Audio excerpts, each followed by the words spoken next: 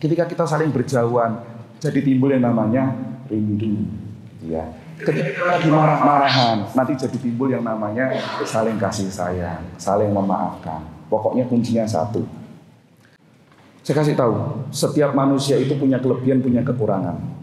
Fokusmu tinggal mau di kelebihannya atau di kekurangannya. Nek fokusmu di kekurangannya, ya wis, wassalam, bubar. Tapi kalau fokus kita itu di kelebihannya, maka insya Allah pernikahan akan langgeng. Contoh, saya ini punya kekurangan, istri saya juga punya kekurangan. Saya fokusnya ke istri saya bukan di kekurangan, tapi di kelebihannya. Ya paling enak itu ketika kita lagi marahan. Loh, ternyata Mas Ahmad juga pernah marahan sama istrinya. Loh itu bumbu-bumbu pernikahan. Nek makan beras itu juga enak, manis kayak enak. Kadang-kadang kita terus sambel dan pedes gitu ya. Meneh gitu ya, ngombe ijek kayak sambel meneh gitu ya. Loh ketika kita di situ ada permasalahan, ketika kita jauh itu membuat bumbu-bumbu pernikahan itu jadi lebih asik lagi, jadi lebih dahsyat lagi, jadi lebih erat lagi, jadi lebih nikmat lagi. Ketika kita saling berjauhan, jadi timbul yang namanya rindu. Ya. Ketika kita lagi marah-marahan, nanti jadi timbul yang namanya saling kasih sayang, saling memaafkan. Pokoknya kuncinya satu. Kalau pas lagi marah, jangan bicara. Itu kesepakatan saya sama istri saya. Jadi istri saya tahu, Mas Akmal kok diem? Dari pagi sampai sore, kok aku didiemin? Berarti Mas Akmal lagi marah.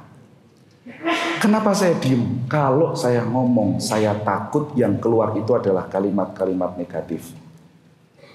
Nanti saya biasanya nunggu lerem dulu, nunggu tenang dulu, nunggu berpikir jernih dulu, baru saya ngajak ngomong istri saya. Biasanya tak awali pakai chat, gitu ya, assalamualaikum, gitu ya. Karena tuh gengsi nang, gitu ya, waalaikumsalam. Terus saya ceritakan, maaf Mas marah karena bla bla bla bla.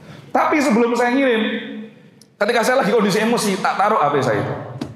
Nanti begitu lerem lagi, tak lihat lagi, tak baca lagi. Oh ini kok kalimat kok kayak gini toh, wah bahaya kalimat ini. Saya hapus, saya betulkan dulu. Saya belajar dari seseorang yang luar biasa, sukses dalam kehidupannya. Saya tanya, Om, kunci suksesnya dengan ini apa kok bisa seperti sekarang?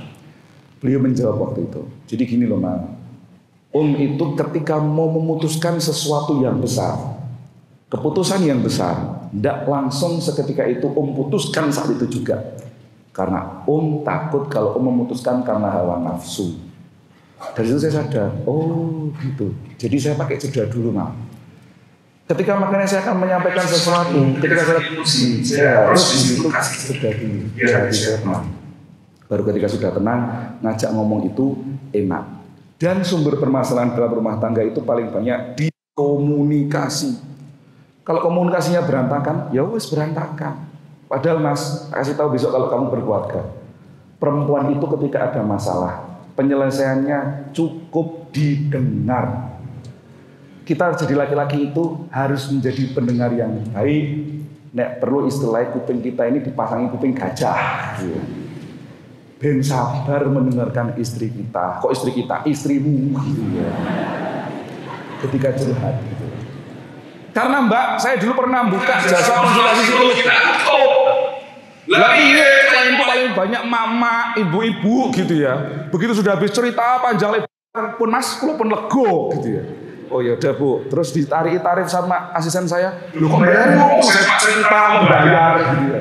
Lagi mau masalahnya ngopo gitu ya. Jadi menurut dia itu cerita, ya cerita padahal ini lagi sesi konsultasi gitu ya. Kalau perempuan Mas cukup didengar. Bedanya laki-laki Mbak, laki-laki itu kalau pas punya masalah, dia lebih banyak diem. Nanti begitu masalah sudah selesai, baru dia akan cerita. Gaya pokoknya gitu ya. Wah, aku mau enek masalah ning kantor ini, enek masalah ning nggon pengajian ini, tapi udah tak beres sih kabeh rampung kabeh. Itu laki-laki Mbak. Makanya kalau laki-laki pulang dari rumah, wajahnya kualik-walik gitu ya. Ketok cemberut. Jangan bawa wawancarai apalagi interogasi Mbak gitu ya.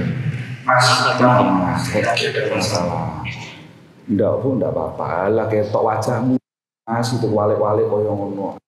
Aku bojomu lah mbok cerita. Enggak, Bu, ndak ada. Mas, aku iki bojomu nek masalah mbok cerita tak bantu. Mosok arep bojone ra percaya tambah budrek, Bu gitu ya. Tambah budrek Mbak, masalahnya di kuadrat. berat gitu ya. Makanya Mbak, kalau laki-laki itu kita sebagai seorang istri cukup di situ bisa mengerti bagaimana kondisi suami. Untung Ibu Khadijah itu tidak cerewet gitu ya. Coba ketika Rasulullah turun dari Gua Hira, terus beliau di situ merasa kedinginan minta diselimuti gitu ya. Wah, nek istrinya Nabi orang karangannya repot kan gitu ya. Enten nopo Mas, enten nopo gitu ya. Malah jadi panik kan gitu ya. Tapi beliau tetap tenang gitu ya. Itu bisa dijadikan sumber pembelajaran, hikmah gitu ya. Karena Mas, perempuan itu dari segi komunikasi jauh lebih banyak daripada laki-laki. Kalau perempuan itu, laki-laki itu Mas, ketika berbicara huruf vokal A, I, U, E, O, paling butuh cuma 1000 sampai 3000 kali. Kalau perempuan itu bisa 2 kali lipatnya, 6.000 sampai 10.000 bahkan 12.000 kali. Jadi kalau laki-laki itu Mbak, paling ketika bicara paling cuma oh, selesai. Kalau perempuan,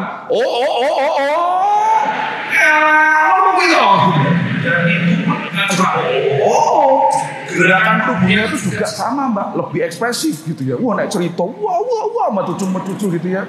Wah, luar biasa perempuan itu. Nah, makanya kita laki-laki Mas harus siap menjadi pendengar yang baik. Nah, caranya ngerti kayak gitu gimana? Ngaji.